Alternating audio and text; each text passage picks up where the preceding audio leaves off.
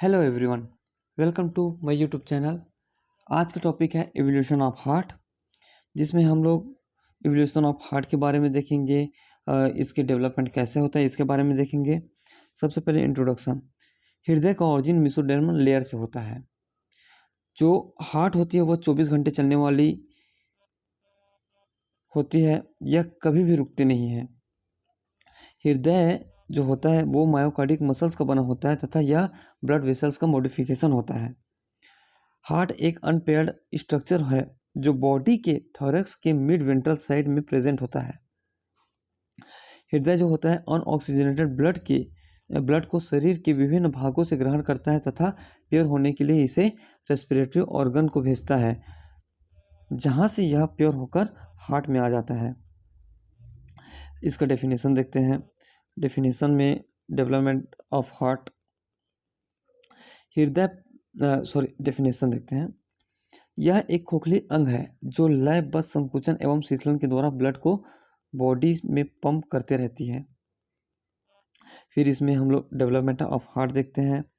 Development of heart, इसमें सबसे पहले देखते हैं कि हृदय पहला ऑर्गन है जो फंक्शनली एक्टिवेट होता है। यह जो होता है एम्ब्रियोनिक स्टेज से ही एक्टिवेट होना स्टार्ट कर देता है। ये 3 लेयर का बना होता है, मतलब जो एम्ब्रियो होता है वो 3 लेयर में होता है। जो हमारा हृदय होता है वो मेसोडर्मल लेयर से ऑरिजिनेटेड होता है और ऑरिजिनेटेड होने के 18 से 19 दिन के बाद यहाँ कार्डियोजेनेसिस स्टैंड बनते हैं। ये स्टैंड जो होते हैं आगे चलकर ल्यूमेन का निर्माण करते हैं। जैसे ल्यूमेन बनता है इसमें ये कार्डियोजेनेटिक स्टैंड ल्यूमेन बनता है। ये इसका एम्ब्रियो स्टेज,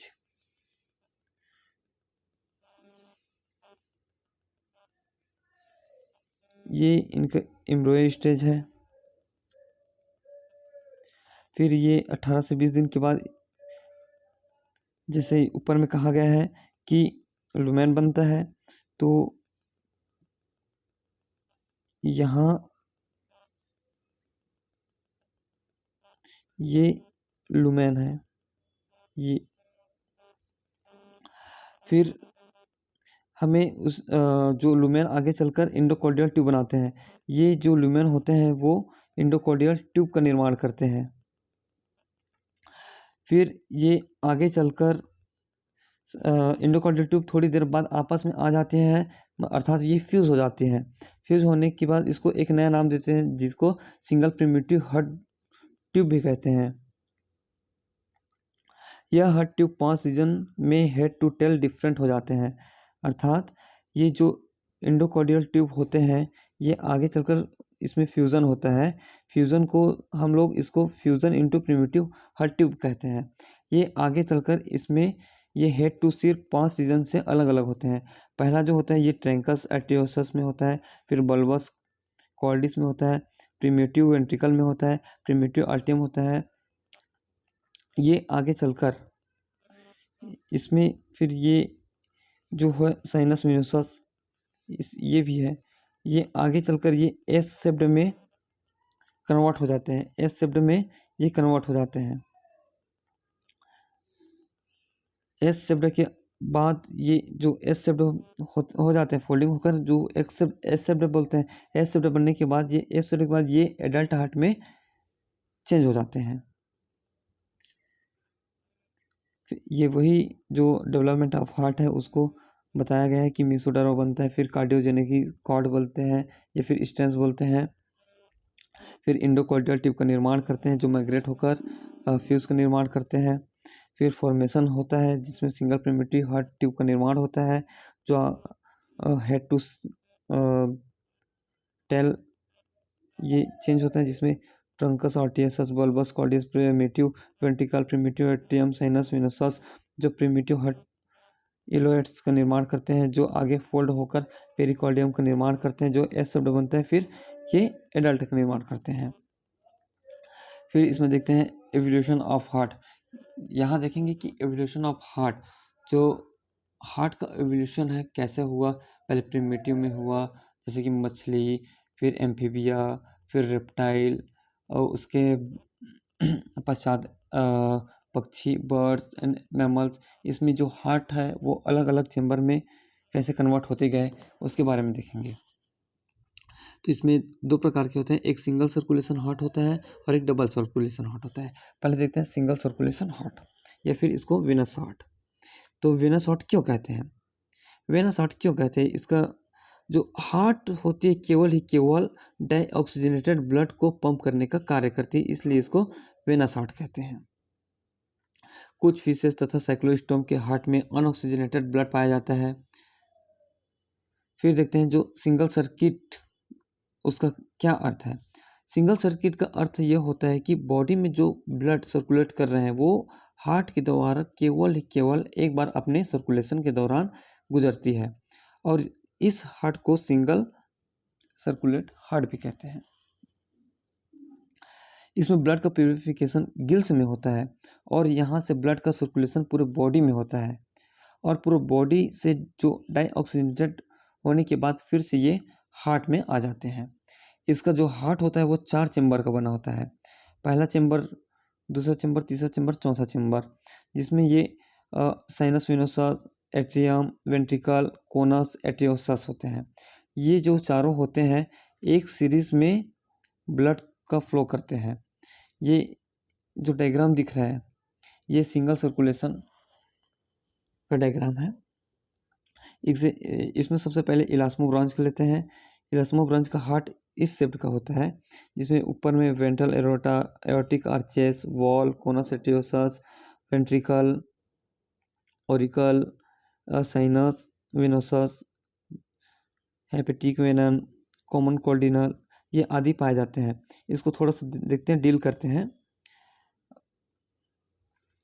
जो कोनस ऑर्टियोसस में बहुत सारे वॉल्व होते हैं जिसको हम कोनल वॉल्व कहते हैं। कोनस ऑर्टियोसस, कोनस ऑर्टियोसस होते हैं जिसमें बहुत सारे वॉल्व होते हैं, ठीक है,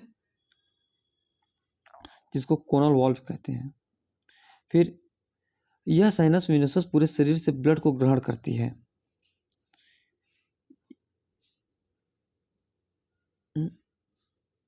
साइनस वेनोसस जो होते हैं, ये साइनस वेनोसस पूरे शरीर से ब्लड को ग्रहण करती है। ये जो होते हैं हेपेटिक वेन से करते हैं या फिर कॉमन कॉर्डियल से करते हैं।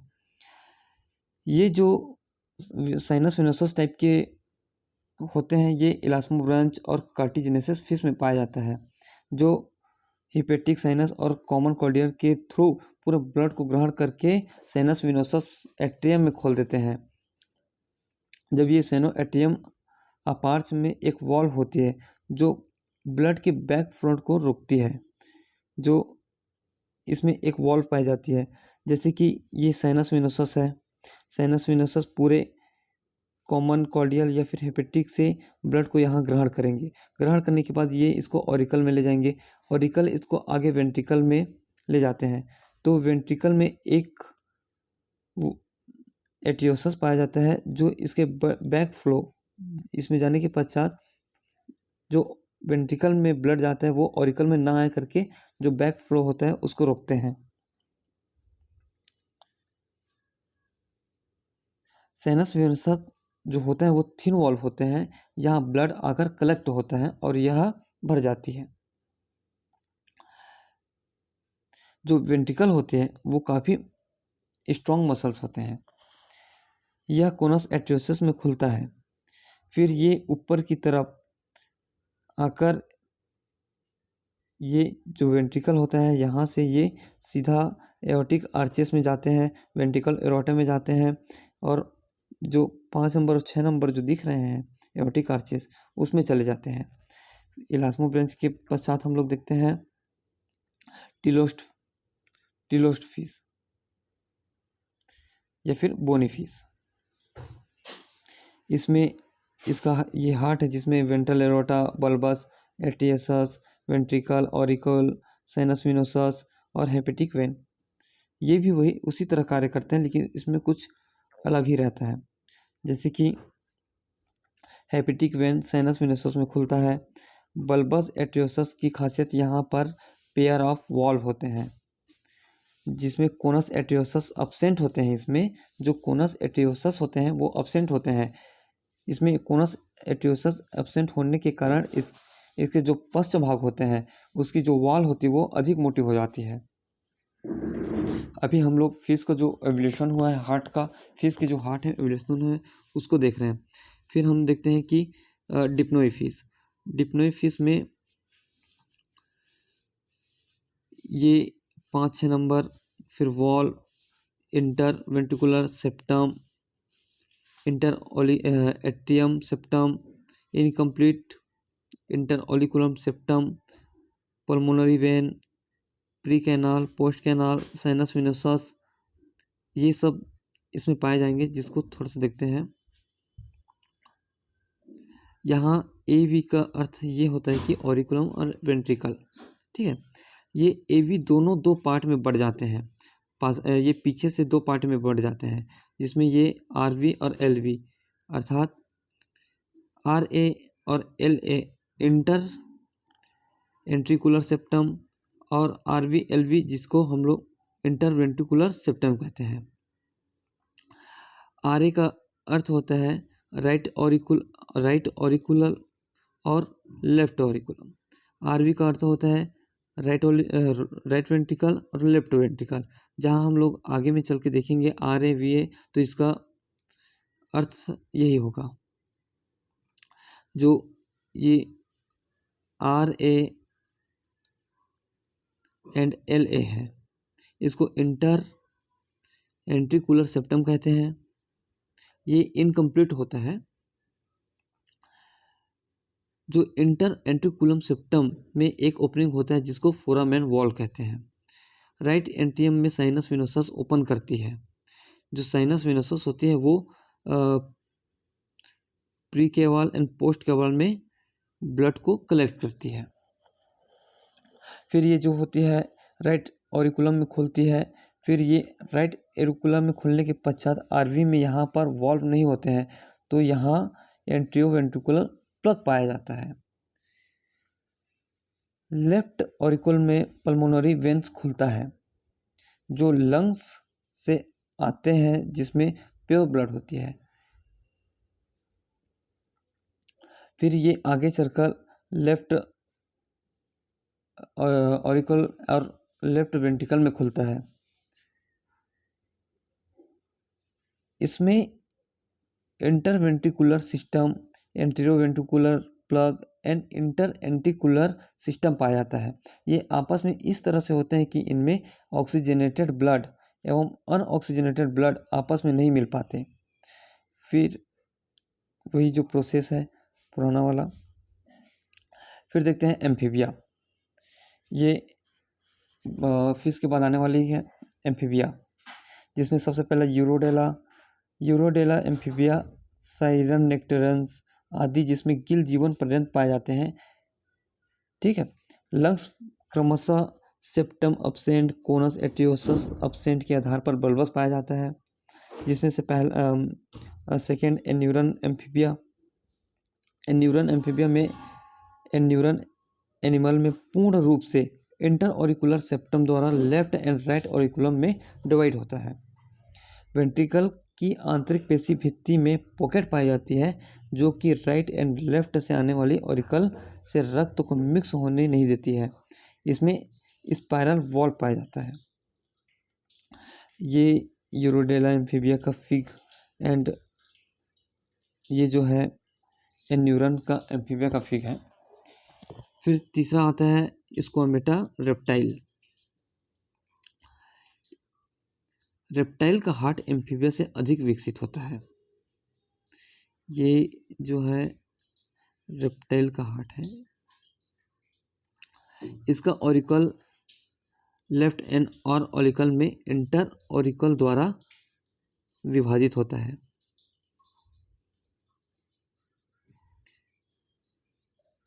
ये जो है ये, और इसके जो राइट ऑरिकल होते हैं, राइट ऑरिकल लेफ्ट ऑरिकल से बड़ा होता है। इसका जो राइट ऑरिकल होता है लेफ्ट ऑरिकल से बड़ा होता है। वेंट्रिकल संकुचनशील होता है, जो कि संपूर्ण रूप से दो भागों में डिवाइड होता है। इसको दो भाग में डिवाइड करने के लिए इसमें रिज ये पाया जाता है। इसमें से 3 एट्रियस निकलती है जिसमें साइनस वेनोसस होता है। ऊपर की तरफ क्रोकोडाइल जो होता है वो एक अपवाद स्वरूप क्रोकोडाइल रेप्टाइल है जिसमें हार्ट में 4 चेंबर होते हैं, जिसमें ventricle left and right part में डिवाइड। फिर भी जो ये प्योर और इम्प्योर ब्लड को पृथक नहीं कर पाते हैं। 4 चेंबर होने के कारण भी ये जो क्रोकोडाइल होते हैं, इसका क्रोकोडाइल का हार्ट होता है, वह इसको डिफाइन नहीं कर, मतलब अलग नहीं कर पाते।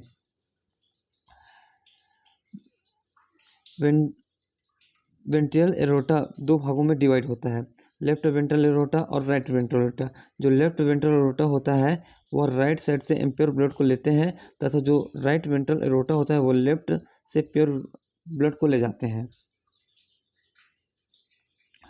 जो लेफ्ट वेंट्रल एरोटा और राइट वेंट्रल एरोटा, ये दोनों एरोटा हार्ट के पीछे से पश्च सिरे से मिलकर डोर्सल एरोटा बनाती है, जिसमें से कुछ मिक्स ब्लड पाया जाता है।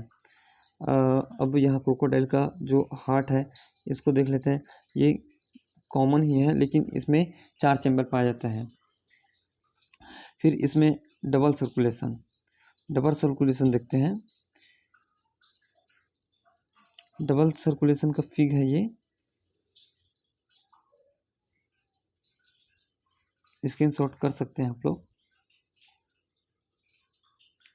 इसका फ्लो एट्रियोसस से लंग कैपिलरी, फिर वेनेसस, फिर पल्मोनरी वेंस, फिर ये लेफ्ट ऑरिकल में जाता है, लेफ्ट ऑरिकल से लेफ्ट वेंट्रिकल, वहाँ से एरोटा, फिर आर्टेरियस एंड एट्रियोसिस। उसके पश्चात ये क्या बोलते हैं, यहाँ सिस्टमेटिक जो कैपिलरीज होती है वहाँ जाते हैं, फिर वेन एंड वेनेसस में जाते हैं। वेन जो होते हैं फिर वहाँ से ये सीधे सीधे राइट ऑरिकुलम में चले जाते हैं। फिर ये हार्ट है, और फिर हार्ट के राइट ऑरिकुलम से ये राइट वेंट्रिकल में, राइट वेंट्रिकल से पल्मोनरी आर्टरी, आर्टरी से एट्रियोसस। ये फ्लो हमेशा चलते रहता है।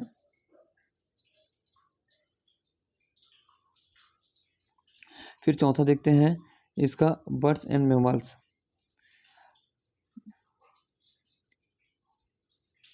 इनका हार्ट 4 चैम्बर का होता है, इसमें जो 2 ऑरिकल एंड 2 वेंट्रिकल पाया जाता है। साइनस वेनोसस पूर्णतः राइट ऑरिकल में मिल जाते हैं, इस कारण प्री केवल एंड पोस्ट केवल राइट ऑरिकल में खुलती है। जो राइट ऑरिकल होती है इसमें इम्प्योर ब्लड आता है, तथा दोनों ऑरिकल से ब्लड को ट्राइकॉस्पिड एंड बाइकॉस्पिड वाल्व द्वारा वेंट्रिकल में आता है। इसमें 2 वाल्व पाए जाते हैं जिसमें ट्राइकॉस्पिड और बाइकॉस्पिड वाल्व होते हैं। राइट वेंट्रिकल ब्लड को पल्मोनरी आर्टरी संवहित करता है। लेफ्ट वेंट्रिकल प्योर ब्लड संपूर्ण भाग में संवाहित करता है। ये डबल सर्कुलेशन को डिफाइन करता है। फिर इसमें ये कंक्लूजन, फिर रेफरेंस। Thank you.